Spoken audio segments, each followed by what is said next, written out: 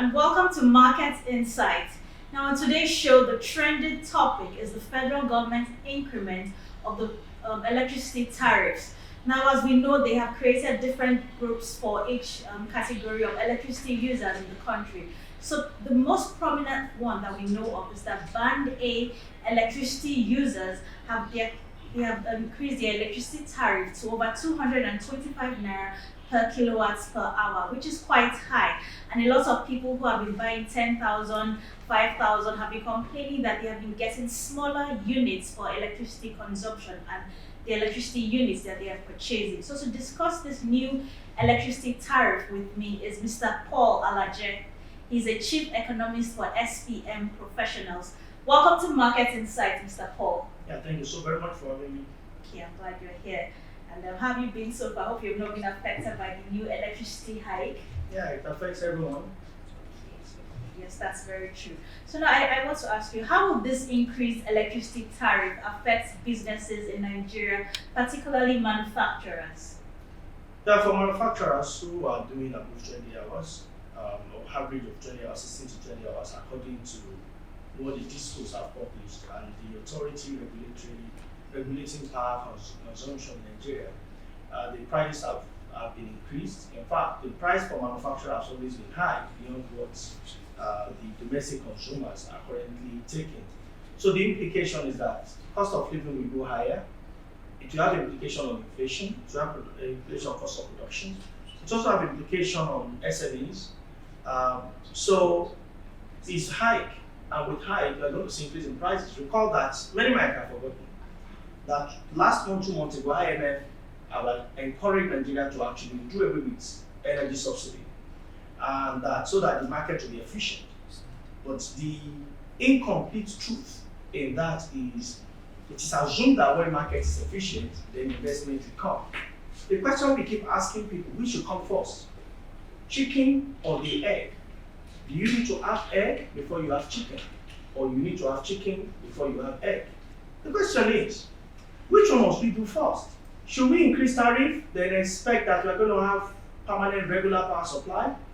Or should we have permanent power supply before we increase tariff? We have been to this route before. I remember the former minister, and was also the former governor of Lagos State. He said when they increase tariff, power will improve.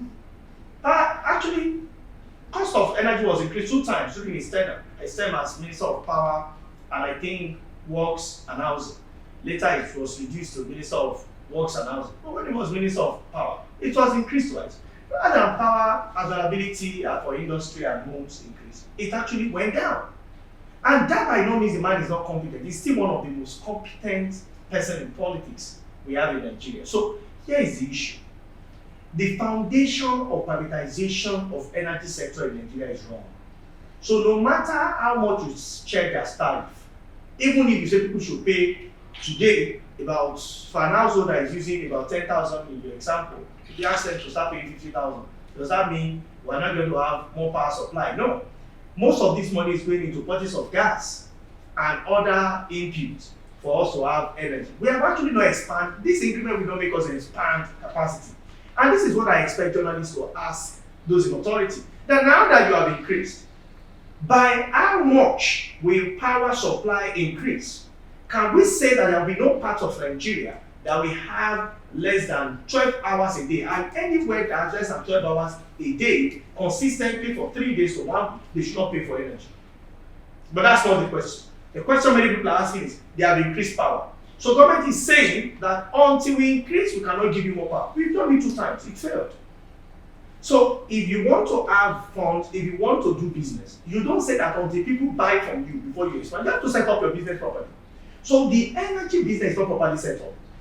They don't have capacity. And the question again is, the money realized from sales, where is it? The sales of NEPA and PHCN. Who is holding the money? Why is the investment not in it? When are we done with the money? I will not answer the question today, even though I know the response to the question. I will not answer it today. I'll give it to another time. So some people came and bought these discos, and we asked about their investments. Where have they invested? Going back to government, for businesses you bought, You are going back to the person that sold to you before and say, you know what, you need to support me. And they went to our central bank, supported them, all still resulted in darkness. I don't know if this show is if you are running on diesel or you are running on petrol. Thank God the price of diesel is coming down gradually. And there has been information that it may be as low as 1,200. But as at December 2022, the price of diesel was 290. So if it's going to 1,200, that is 6 times 6. That's a 600% increase. It's a 600% increase. So life as we knew it in 2002, prices as we know them in 2002, it's not going to be the same.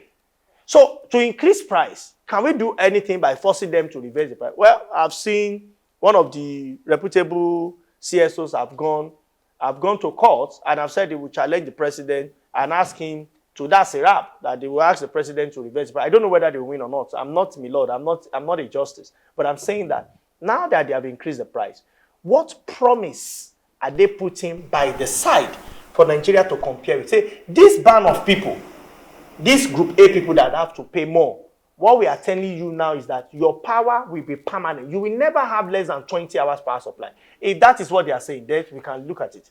But if it's going to be epileptic, if it's going to be quote and unquote what some Yoruba people call dakudaji, if that's what you see give to people, then I have a lot of worries about the entire approach. And I think the president we actually need to look at the structure of power sector in Nigeria. If you need to cancel some agreement, I think it's important in the interest of the nation. We need to do that. Yes, thank you for that, Mr. Paul. Yes, you did mention about, you did mention the whole lot actually, but I want to focus on the Band A electricity customers actually under this group, because a lot of people are complaining that previously they could buy 10,000 naira worth of electricity and it could be over 100 and something units, but now you could see 48 units or in some cases 68 units, which is quite high. Now, how these prices affect low-income households? Because we know in the economy right now, we have the inflation situation. It's going down. Food prices are still high. Yes, inflation is not going down. Inflation is still increasing and increasing. Yes, As we speak, it's over 31%. Yes, that's what I said. CBN government projected it to be at 32%. The expectation of government is between 6 to 9% for inflation. But the government have targeted about 21 to 26%. So inflation is not going down. Yes, Mr. Paul, I understand what you're saying. Yes, it's not going down, but some measures are being put in place and we are optimistic that it will affect. Inflation is not about optimism. It's about policy action. The policies, the central bank of Nigeria has made these policies actually. Yes, agreed. And the federal government needs to also improve on their fiscal policies for things to come down. Definitely, yes. But now, how will low-income households cope with this situation right now? We know a lot of people are under this Band A consumers and they are complaining about, even though NERC states that they just make up 15% of the 12 million electricity consumers in Nigeria, but we know this 15% is quite high. So I just want you to know in your own words, how would they cope with this current situation? Well, for me, it's going to be a bit tougher. It's going to be tougher, and because the power sector in Nigeria is managed by monopolies, so it's going to be a very tough one for them. You know, the coping mechanism would have been to find alternative. If they are low income, can they really afford to buy a diesel generator? The answer will be no. The question will be, can they afford to buy bigger generator? Because of the distribution you give them, one will be tempted to say they will buy a pass my neighbor. Now, the coping mechanism will be things that you used to buy, you may not need to buy them anymore because of the reality and costs of purchase. So people will now need to think, if they are 9 to 5, they will know that 9 to 5 is no longer fine. What is nice is 9 to 5, is 5 to 9. That is, they need to do more work. Inflation is taking from them. Price of commodities are increasing by the day. Again, price of energy has also been jacked up. But many will say, what will low-income earner be doing in the area of Band A? The question I ask those people is, are we now saying that Nigeria is a class society where Band A is only meant for people that are rich and people that are poor can only stay in poor community? The answer will be a no. Because in all our communities, from the Maichamas to the island, to the banana island of this world, the rich men cannot be the only one in the area. So whether we like it or not, you see some people who are low-income earners, who are struggling, who by faith or something, they found themselves in those areas and they are living there. So it's not just about the class of people who are rich, who are poor, and all of those. For me, I think what we should be looking at is the survival of these people, which is very critical. and to look at several other policies government has made. You know, exchange rate was around 800 naira when government came in. Today it's about 1,200. That is being charitable. 1,200 to 800. So we see a 50% increase in exchange rate. It has grown to 1,900. So, but I've seen effort of central bank. Right now, yeah, that's what I'm saying. Yes. From 1,900, it went to 1,600. Yeah. But May last year, it was 800. Yes, it was. So here is it. In discussing economy, it's better we discuss it holistically. It went to more than times 2. It went back to more than more than times 1.5, which is an improvement. You know, so we need to see how to increase these prices gradually. Because if you increase this sporadically, then it's going to affect more people's life. And when you affect their life, but does that mean that electricity companies should not increase prices? No. So the question will be, what other alternative do we have for them? A lot of people are not metered. Okay. You can look at their numbers, the number of their customers. What happens to the huge number of people that are not metered? If you meter more people, then you can expand your income brackets. So because a number of people are not metered, they are comfortable with the few number of persons that are metered. Compare Nigerian population, the number of households in Nigeria, to about 12 million people. They certainly can do more. They can double that number and get more in terms of income. But if you are settled with the few number of persons, then the burden will be on them. Yes, okay, thank you for that. Yes, and you also mentioned, apart from the fact that people are not metered, it's an issue that a lot of people have been complaining about, whether you're in Abuja or Lagos with the discos. People say, oh yes, we're giving them money to buy, but they keep saying they don't have meters right now, so they're still not using the regular meters that you can pay with units for. And I think that's why, or maybe, let me just say, I'm not assume what NERC decides how to measure who is using which amounts of electricity. But I believe that they have a way of tackling or knowing who is using what amount of electricity or the other. But in terms of the discos supplying meters, that's another issue. That's the first one. And apart from that, how to actually identify using without the meter system, people who just connect directly to the poles, how are they going to find out? How will they bill those people with these new increments in electricity? No, it's estimated billing. All of this should be factored into estimated billing. So most households that don't have the meters is just estimated billing. So they just give them that guesswork. They give them. But you know, that gives room for corruption. People can sort their ways, community can come together. So they are losing, government is losing. And you've heard that it's the money that consumer pay that goes from distribution to transmission to generation. All the companies, that's how they get their money. That is why for the total number of households we have in Nigeria, we can double this 12 million number in 1 year. There are a lot of local manufacturers with meters. If we need to partner with them to ensure that meter distribution is done ubiquitously all over Nigeria, then we can have more revenue goes to the coffers of government. Yes, you're very correct on that, actually. Now, there's an option of renewable energy.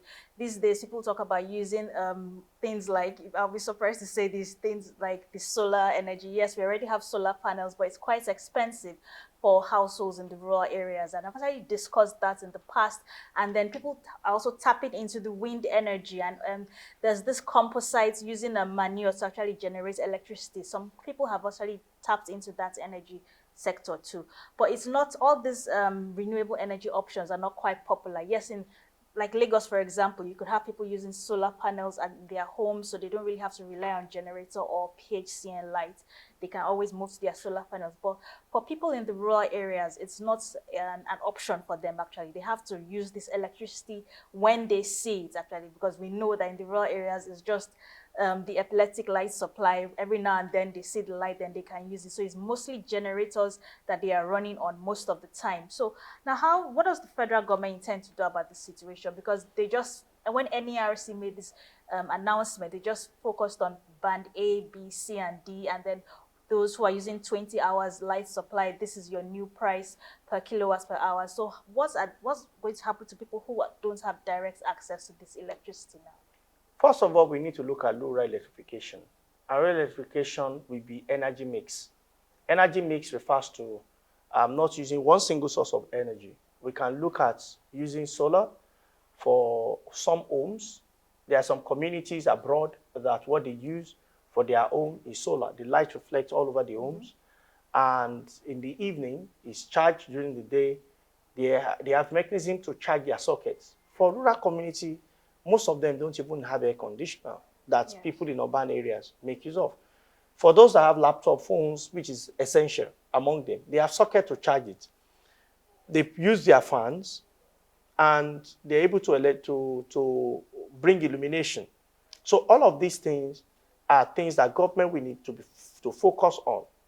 I've always given an example of barefooted approach. I mean, a team in India, women who were not educated, well, that they are not educated does not mean they cannot produce. They are not educated in terms of English. They did not go to formal school. But these women have solved more power problem than most part of Africa. What they've done, they've known how to arrange solar panels. They form themselves in cooperatives, solving problems from one area to the other. And they are making the money themselves. When they make the money, they're able to impact their families, especially their children. The same approach should be brought on board, especially to African women and also men or young people, especially for the rural communities where they need power, but unfortunately, the cost of power is huge based on their income brackets and their realities. Meanwhile, what they need is not as much as those who live in the urban area. So, energy mix is my recommendation. When you look at energy distribution, the first form of energy I'll tell you is firewood. Firewood did not finish. It was abandoned for black oil. From that, we get crude oil. From crude oil, it was partly abandoned. Then we have even seen coal, I beg your pardon. Coal was abandoned. Then we now moved into renewables, where you have solar, then biogas. So crude oil, gas, all of these things we are talking about, they will not finish. Just the way firewood did not finish. Just the way coal did not finish. Because people say, Nigeria crude will finish. No. It will be abandoned. They will be abandoned. There will be new research, which of course are on as I speak to you, that will necessitate the abandonment of all of them. And this is energy economics. Yes. So when they abandon, what happens? What's our fate?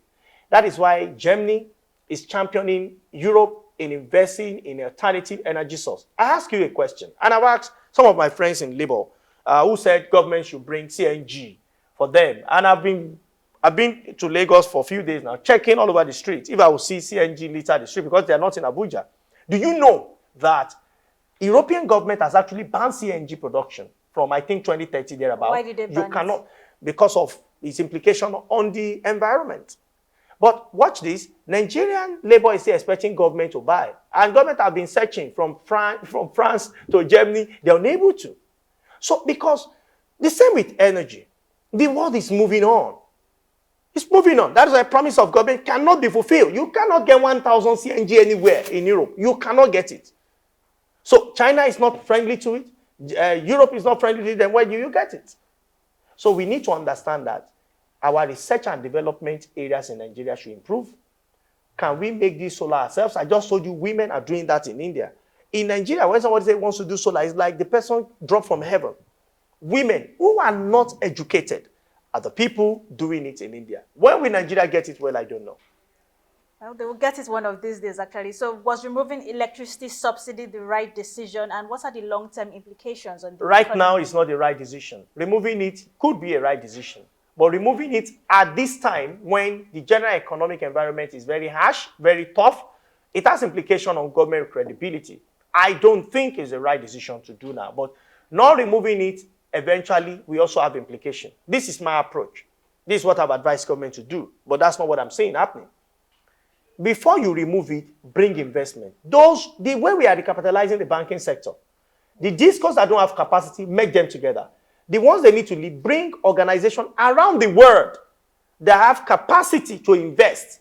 Let them come to invest. We have international flights in our airspace. We did not stop them. They have capacity. That's why they are flying. Can we bring global energy companies to come and invest in Nigeria? And before they start, we know what is their investment plan. Not just to come and start collecting money. You know, people thought when they take over energy to be like telecom, where they just make money, break even. It's not the same thing. So they don't want to bring fresh money. They just bought and believe that it's plug and play. Unfortunately, energy is very different, especially as we have it today. So the approach has to be different. We have to bring in investment. When you bring in investment, you now say, see, we have 24 hours power supply for industry, for domestic user. This is the competitive market rate. Because what we have now, imagine if Eco Electric says it does not like your studio. Which other option do you have?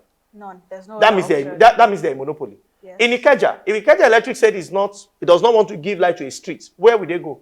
No option. That is also a monopoly. In Abuja, it's called AEDC. If AEDC in Abuja said it doesn't want to give light to a particular region, what happened? They're out of power forever. So when you are running a monopolistic business, it is the interest of the government to protect the people because they cannot protect themselves ab initio. That is why in some developed world, they don't allow monopoly without the ability of government to protect the people. Protection of people is what is missing in all of this. Thank you very much for that, Mr. Paul Alaja. We have discussed this issue on the electricity tariff hike and how it's going to affect the economy, particularly small households that have not been buying electricity units in very large prices. So that was our time with Mr. Paul Alaja this morning as we talked about electricity hike in Nigeria. He's the Chief Economist, SPM Professionals. Thank you very much for joining us on Markets Insight this morning. Yes, so that's our time this morning on Markets Insights as we discuss this issue with Paul Alaja. And we look forward to having you again on the program. So do stay tuned to the next program on Souk News Television.